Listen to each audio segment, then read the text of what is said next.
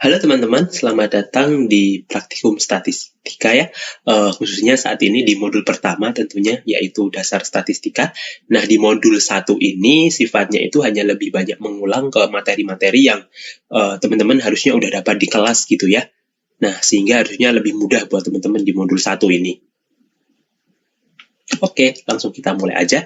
Jadi, sesuai dengan judul praktikumnya gitu ya, praktikum statistika, alangkah lebih baiknya kalau kita review dikit gitu ya, apa sih sebenarnya statistika itu atau ilmu statistika itu. Nah, jadi ilmu statistika itu adalah salah satu cabang ilmu dari matematika gitu ya, yang berkaitan dengan proses. Di sana ada pengumpulan data, penyajian data, dan analisis data. Nah, untuk apa sih ini dilakukan? Nah, tentunya ini dilakukan untuk mengambil informasi atau kesimpulan yang bisa kita dapatkan dari data secara bertanggung jawab.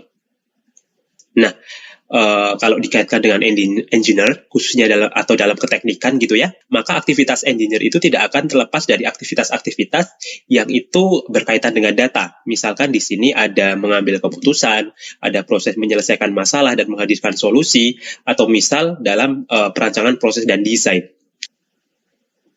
Nah, kita sekarang beranjak ke pembahasan populasi dan sampel. Nah, nanti sebagai engineer atau ketika teman-teman belajar juga gitu ya sebagai mahasiswa di teknik industri ini, itu misalkan nanti teman-teman melakukan penelitian gitu ya. Ya sebenarnya dalam penelitian itu mungkin bisa aja menggunakan seluruh data yang ada dalam sebuah populasi gitu ya. Nah, namun juga teman-teman tahu bahwasanya pada umumnya data yang digunakan dalam suatu penelitian itu hampir selalu merupakan sampel gitu ya, yang telah dipilih dari suatu populasi. Nah, kenapa kok demikian? Ya pastinya yang paling mendasar itu banyak gitu pertimbangannya, seperti dalam penelitian itu pasti ada batasan-batasan, baik itu dalam batasan waktu, biaya, ataupun batasan lainnya, sehingga menjadi wajar kalau data yang digunakan dalam suatu penelitian itu biasanya adalah sampel aja. Nah, sedikit review juga terkait populasi dan sampel gitu ya. Populasi itu merupakan kumpulan sebuah komponen yang dikehendaki untuk diteliti dalam suatu situasi yang kemudian itu juga memenuhi syarat-syarat tertentu berkaitan dengan masalah yang penelitian. Sementara itu, kalau sampel teman-teman juga udah tahu juga bahwasannya sampel merupakan bagian dari populasi yang diperoleh dengan cara-cara tertentu untuk menjadi wakil dari populasi yang akan diteliti. Jadi udah dapat gitu ya kata kuncinya, kalau populasi itu merupakan kumpulan sebuah komponen yang dikehendaki untuk diteliti dan itu adalah keseluruhan, tapi kalau sampel itu adalah wakil dari populasi yang itu diambil dari populasi tadi.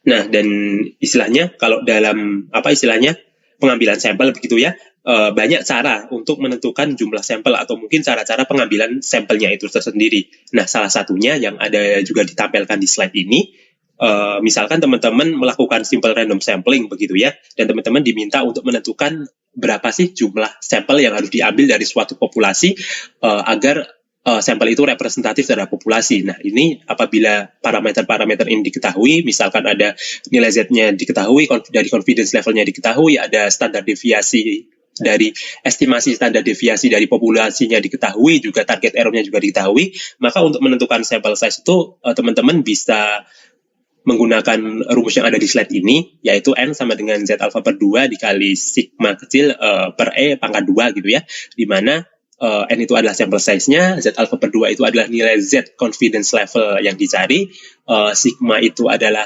estimasi standar deviasi dari populasi gitu ya, dan E itu adalah target error. Nah, untuk lebih jelasnya bagaimana perhitungannya nanti akan dijelaskan di bagian contoh soal gitu ya. Nah, sekarang kita beranjak ke desain sampel. Nah, tadi kan juga sudah disebutkan gitu ya, bahwasannya ada teknik-teknik tertentu untuk mengambil sampel dari sebuah populasi. Nah, desain sampel ini kita belajar tentang itu nih, kita bicara bagaimana cara pengambilan sampel dari sebuah populasi. Atau mungkin kalau di materi-materi lain atau sumber-sumber lain itu juga dikenal dengan teknik sampling gitu ya. Nah, dalam hal ini adalah sama aja. Nah, secara mendasar, berdasarkan cara pemilihan anggota sampelnya, ada dua jenis desain sampel. Yang pertama itu adalah unrestricted sampling, dan kedua itu adalah restricted sampling. Nah, kalau unrestricted sampling, itu populasinya tidak dikelompokkan terlebih dahulu. Jadi contohnya sebelum pengambilan sampel itu populasinya itu tidak dikelompokkan berdasarkan kelompok-kelompok tertentu terlebih dahulu.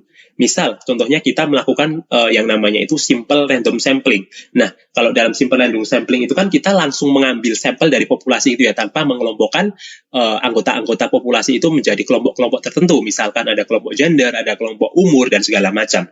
Seperti itu. Nah, kalau restricted sampling tentunya sebaliknya gitu ya. Sebelum sampel itu diambil, populasinya itu dikelompokkan menjadi kelompok-kelompok tertentu. Misalkan dalam suatu stratified random sampling gitu ya, populasinya itu dibagi dulu menjadi kelompok berdasarkan jenis kelamin, misalkan laki-laki dan perempuan. Nah, baru diambil sampel dari masing-masing kelompok laki-laki dan perempuan tadi. Selain berdasarkan tadi gitu ya, cara pemilihan elemennya atau cara pemilihan anggotanya gitu ya, desain sampel itu juga dibagi ataupun ada dua jenis desain sampel berdasarkan basis representasinya. Yang pertama itu adalah probability sampling dan yang selanjutnya itu adalah non-probability sampling. Nah, kalau kita bicara probability sampling itu adalah desain sampel ketika semua anggota dari populasi itu memiliki probabilitas yang diketahui untuk diambil menjadi sampel. Misalkan contohnya probability sampling itu kan di situ adalah simple random sampling. Nah, misalkan dalam simple random sampling itu dalam populasinya itu ada 10 anak, 6 perempuan dan 4 laki-laki gitu. Nah, ini kan kita tahu gitu ya, peluang terambilnya anak perempuan itu 0,6, sementara peluang terambilnya anak laki-laki itu adalah 0,4 untuk dijadikan sampel dalam penelitian yang diambil gitu. Nah, beda nih kalau non-probability sampling. Kalau dalam non-probability sampling itu setiap anggota populasinya itu apa istilahnya probabilitasnya itu tidak diketahui untuk diambil menjadi sampel. Nah, ini bagaimana bisa terjadi karena istilahnya kalau non-probability sampling itu biasanya sampel yang diambil itu berdasarkan keputusan si peneliti. Jadi hal itulah yang menyebabkan bahwasannya probabilitas dari setiap anggota untuk jadi sampel itu tidak diketahui karena berdasarkan judgement ataupun dari istilahnya preferensi dari peneliti itu sendiri. Di sini misalkan contohnya ada judgment sampling, ada kuota sampling untuk non-probability sampling. Nah, untuk desain sampel yang lainnya, mungkin teman-teman silahkan aja ya dipelajari di modulnya, karena sudah ada di sana juga penjelasannya. Nah, sebenarnya teman-teman juga kalau mau belajar lebih banyak terkait desain sampel atau teknik sampling gitu ya, mungkin kalau belajar dari sumber-sumber yang ada di luar gitu, teman-teman akan menemukan istilahnya teknik sampling lain ataupun desain sampel lain yang tidak tercantum di modul. Nah, karena memang istilahnya yang di modul itu hanya contoh-contoh saja gitu ya. Nah, mungkin untuk praktikum ini teman-teman cukup belajar yang ada di modul ini aja sudah cukup gitu, tidak masalah. Nah, selanjutnya dari desain sampel kita akan ngomongin terkait statistika deskriptif. Ini mohon maaf ya, maksudnya statistika deskriptif. Jadi sedikit reminder buat teman-teman gitu ya. Secara garis besar kan ada dua macam ilmu statistika yaitu ya.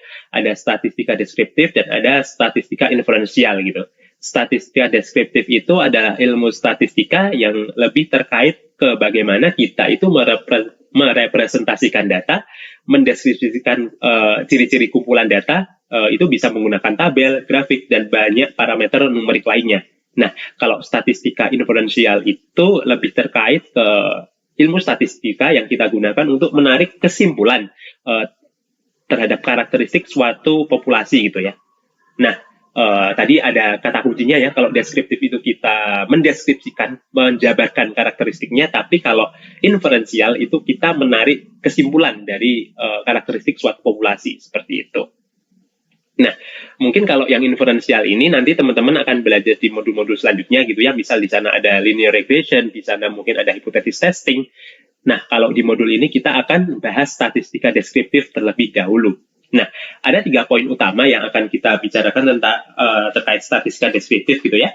Sesuai yang tertulis di depan itu. Yang pertama itu ada central tendency, variability, dan juga distribusi data. Nah, kalau kita bicara central tendency, itu adalah sebuah parameter yang digunakan untuk menentukan kepusatan dari suatu data gitu ya biasanya. Nah, itu biasanya kita pakai mean, median atau modus. Nah, kalau bicara variabilitas itu digunakan untuk menunjukkan atau menggambarkan ataupun mendeskripsikan gitu ya sebaran dalam data. Nah, kalau central tendency itu pakai mean, median, modus. Nah, kalau variabilitas itu teman-teman biasanya untuk menjelaskannya itu pakai parameter variance, standar deviasi, dan range ataupun jangkauan.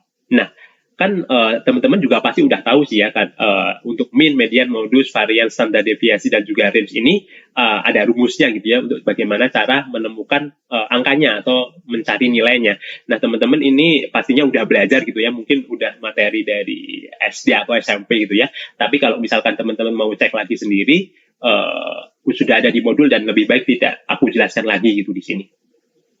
Nah, selanjutnya sebelum kita masuk ke yang ketiga, yaitu distribusi data, kita akan cek sedikit tentang penggunaan grafik terlebih dahulu dalam statistika deskriptif. Nah, karena dalam statistika deskriptif itu ini concern dengan penyajian data ya, salah satunya menggambarkan karakteristik dalam sekumpulan data gitu ya. Statistika deskriptif ini juga biasanya menggunakan grafik gitu ya. Nah, di sini teman-teman bisa lihat beberapa jenis grafik. Misalkan di sana di depan ada histogram. Nah, histogram itu adalah diagram itu yang biasanya membagi beberapa data itu ke dalam jumlah interval kelas gitu ya. Dan juga menunjukkan dari frekuensi masing-masing dari setiap kelas tersebut. Misalkan di sana 160 sampai 180 ada berapa, dan seterusnya. Gitu. Selanjutnya ada juga scatter plot atau scatter diagram gitu ya. Nah, scatter diagram ini biasanya memplotkan dua variabel terhadap dua sumbu X dan Z gitu ya di sana, dan digunakan untuk menunjukkan ada atau tidaknya korelasi antar variabel gitu ya. Nah, misalkan di sana ada positif linear, ada negatif non-linear, dan no relationship. Gitu.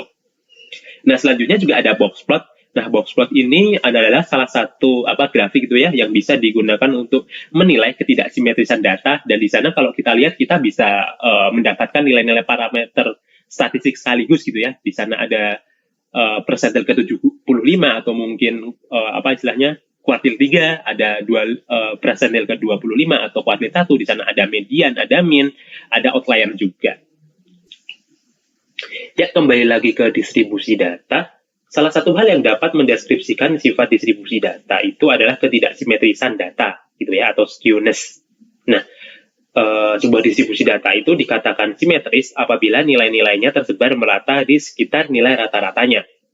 Sifat distribusi data ini terbagi menjadi 3, yaitu simetris, skew right, dan skew left.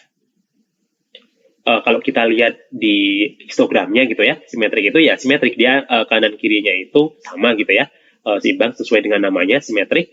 Nah, kalau skew right itu ya kayak ini ya, skew-nya ke kanan gitu ya, skew-nya ada di bagian kanan dari histogramnya. Ya sebaliknya, kalau skew left, dia skew-nya itu ada di bagian kiri dari histogramnya. Nah, kalau kita lihat dari parameter-parameter angkanya, terutama di median sama mean-nya gitu ya, simetris itu ketika mean-nya itu adalah sama dengan median.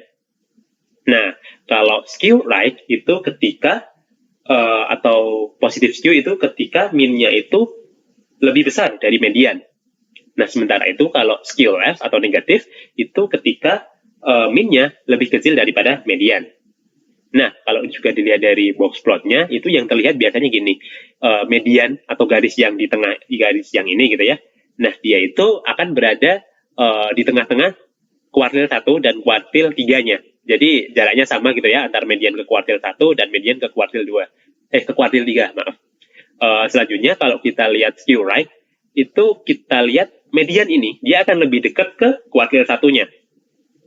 Ya, dia lebih dekat ke kuartil 1-nya. Sementara itu, dia lebih jauh dari kuartil 3-nya, kalau right skew gitu ya. Nah, selanjutnya, kalau kita lihat negatif atau left skew, dia mediannya itu bakal lebih dekat ke kuartil 3-nya. Dan dia akan lebih jauh dari kuartil 1-nya. Seperti itu. Ya, mungkin gitu sih kalau distribusi data, teman-teman mungkin bisa cek lagi gitu ya di modul terkait ini. Ya, sekian dari modul 1 ini untuk materinya. Kita akan bertemu lagi di pembahasan soal. Terima kasih.